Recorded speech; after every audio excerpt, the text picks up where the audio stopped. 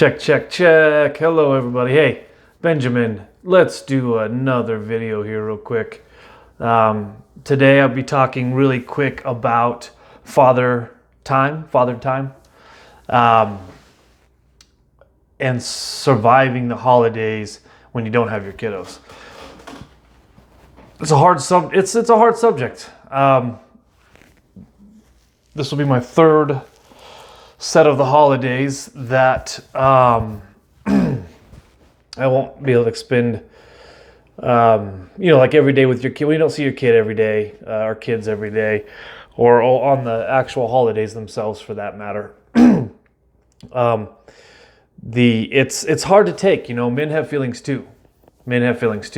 And so it's like, even around the holidays, people tend to get disgruntled if things aren't picturesque or picture perfect on the holidays type of thing. You don't have the option necessarily of, like when I was a kid, we did have like family holidays, Thanksgiving, meals and stuff like that, with family and friends or whatever.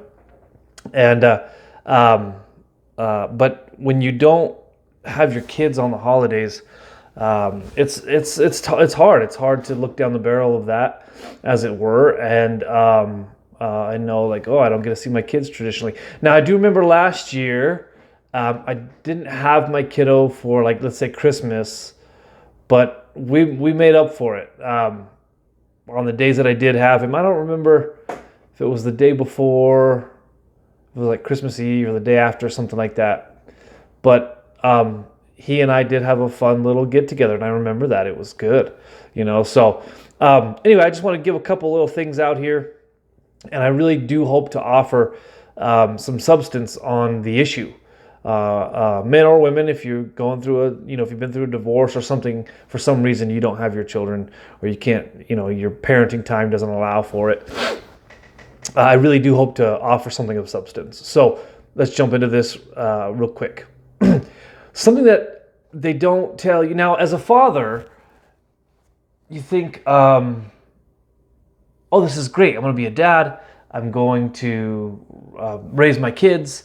I'm going to be a good father. My kids are going to be fantastic. They're going to have better than I ever did. They're going to do better than I ever did. Which is the goal, hopefully, that you can try to offer something better for your kids than what you had. Excuse me. But I think the idea for dads is it's quality over quantity. That's very important. Dads. Quality over quantity. The quality of time versus how much time you get to spend. What they don't prep you for as a dad, my son was planned. My ex and I, his mama, we planned for him. And I know there are many oops babies out there, I suppose, that are unplanned for. But nevertheless, and hopefully they're in a two-parent home. And that's your life. That's fantastic. But if you go through a divorce, which I didn't plan for, and you're kind of in this new space. But what they don't tell you as a dad is that you don't really see your children. As a father, you don't really get to see your kids. I know for myself, and partly I did this to myself, when my son was born, is I had two jobs, really. My main job and then my reserve job as a firefighter. And even more than that probably is like working on my house. If you're not at work,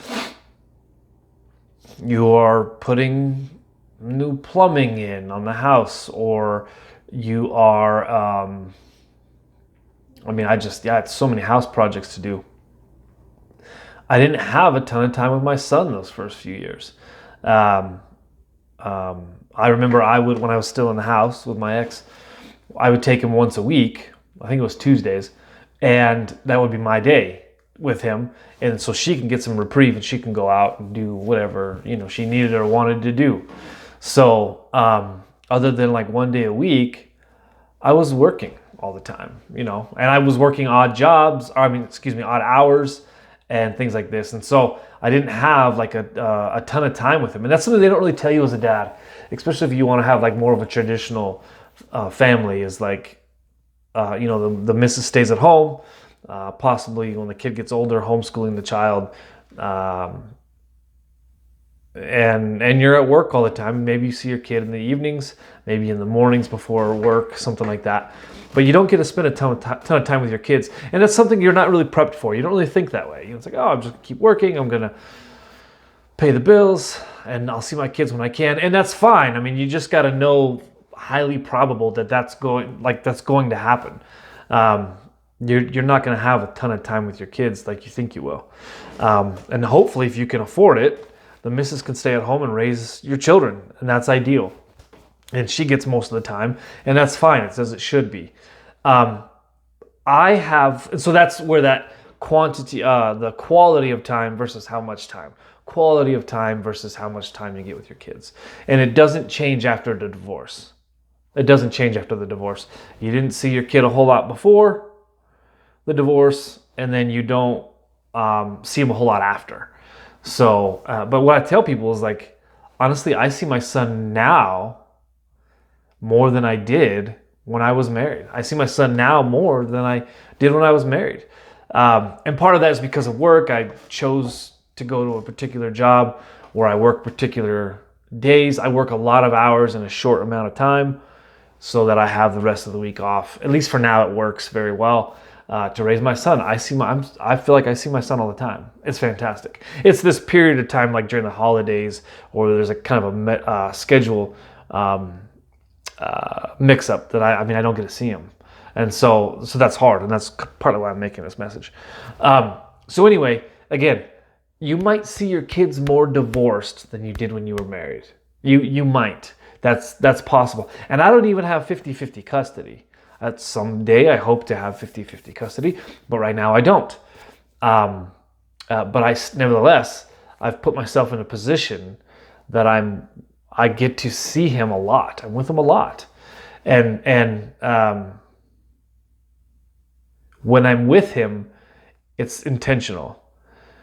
It's the quality of the time we have together, and not the how much, right? I don't see him every day, but when I'm with him, it's intentional and it's good, right? So,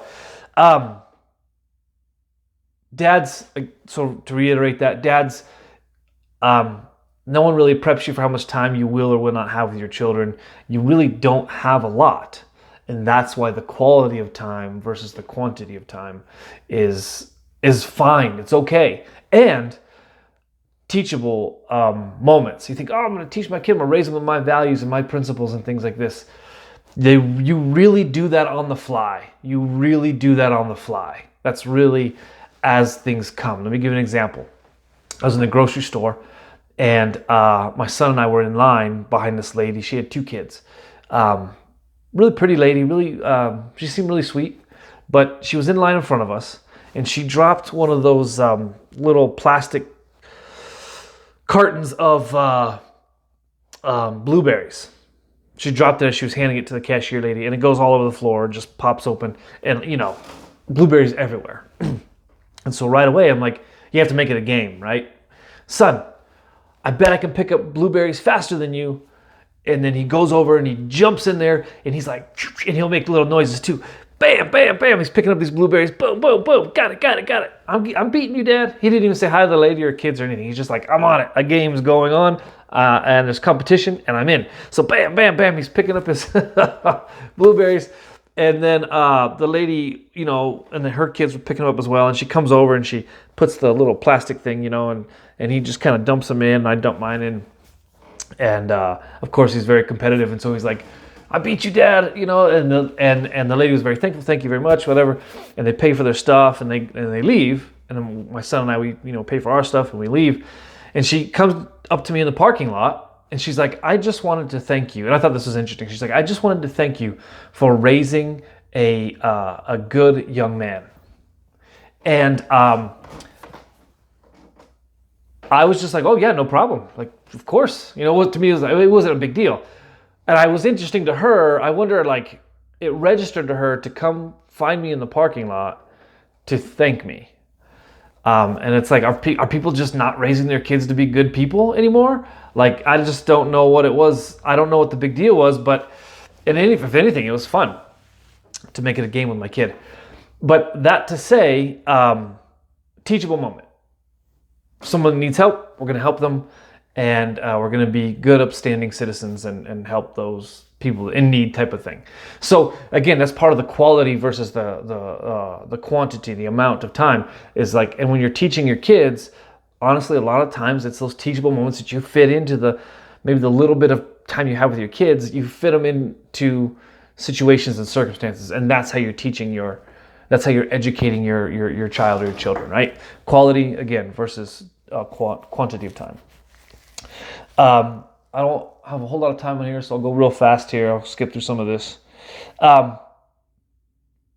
Also, I think some of my favorite times with my kid is at bedtime.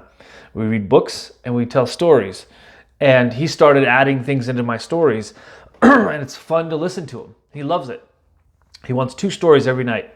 So 1 story with the lights on, and so he gets cozy and settled in, and then we turn the lights off, and then he wants another story before he falls asleep. And I've been more and more, they used to be just silly, fun stories, real funny, real goofy, but now more and more as I'm thinking about them, it's like, okay, little life lessons that you can teach in there, in this story time, and we've gotten to a rhythm of it, and that's been very helpful, is to be on a kind of a rhythmic time. We know roughly when we're going to bed, and we know roughly when we're doing things, and we are learning in these cycles of when I have him on my side of the week, when I pick him up to when I drop him off. We kind of have a similar setup, and once in a while we'll go somewhere out of town or we'll do something. But anyway, in the rhythm of the time that we do have, like the storytelling or the books that I'm reading him, it is intentional. So I am teaching him things with the short amount of time that I have with him. So keep that in mind. All right, now this is the part where surviving the holidays without your children, surviving the holidays without your kids, right? When you're not with your kids, like I was supposed to have my kid today, but it's because of the holiday week, I don't have him. There are things that I have to do to be okay with the holidays when I don't have your family anymore, for one, but then also your child or your children. I'm picking up a little bit of extra time at work. I would normally have him. I don't have a bunch of pending things really that I have to do. I'm going to pick up some more time at work. All right. So I have a little bit of cash, more extra cash in my pocket, but also I have the time and I like what I do. So I will be doing that. And if you, like for men, if you have to pick up extra shifts or you want to pick up extra shifts, go to work. More exercise. As soon as I'm done with this video, I'm headed out the door to head to the gym, and I'm going to probably be doing 2-a-days for at least the next couple of days. I'm going to be making a trip out of town as well, something I don't do enough of, and so I'm getting out of town and I'm going to go relax and do a couple things that I like to do. And then more reading. I'm reading a couple books right now, and I plan on finishing at least one of them, so that'll be good. Plugging into things that you like to do when you don't have your kids and it's the holiday time, and I'm not traveling somewhere, I'm not getting on a plane to go visit family for the holidays or anything like that. I'll be actually working on Thanksgiving Day itself. So keeping myself productive during this time, and being okay with it. I'm not gonna go have a big Thanksgiving family dinner or anything like that. I won't have my boy, and it's okay. And also, I think as you get older too, you're just like, it's gonna be fine either way. You know, it's not that big of a deal. But I will be celebrating Thanksgiving in definitely my own ways for sure. So for me, extra shifts, heading out of town to do a few things that I like to do by myself as well. You got to get used to that when you're single and a single dad. When you don't have your kids, you got to get used to being by yourself. More exercise, more reading. These are good things. But here's the key. And I'll have a video probably coming up about this particular thing pretty soon. Blaise Pascal, the French philosopher, Blaise Pascal, this is what he says. All of humanity's problems stem from man's inability to sit quietly in a room alone. Let me read that again. All of humanity's problems stem from man's inability to sit quietly in a room alone. I'm getting better at that. I've got a good friend and accountability partner that has been single really his whole life, and he's gotten really good at it, being single, being by himself, living alone, and thriving in it. And so I've been taking a lot of P's and Q's from him and learning from him on how to do this.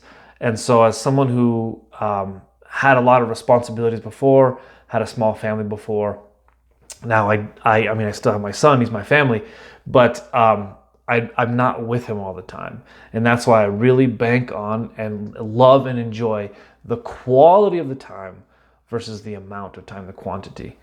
And when you don't have your kids in this time of the holidays, you often will have to sit by yourself alone and read and think and write and video and whatever it is, and adjust to this new normal, to where like I'm just now starting to get to the point where I can be in the room alone and not have to go out and do things. And I'm getting used to it. I'm getting better at it. And I would encourage you to do the same. Quality versus quantity of time with your kids. And then also getting better at being in the room alone. And being perfectly fine with it. And actually look at it as a blessing. It's actually really good. What are your thoughts? Have a great Thanksgiving, everybody. I hope everybody's doing really well. And grace and peace to all of you. Have a wonderful day. Have a wonderful holiday.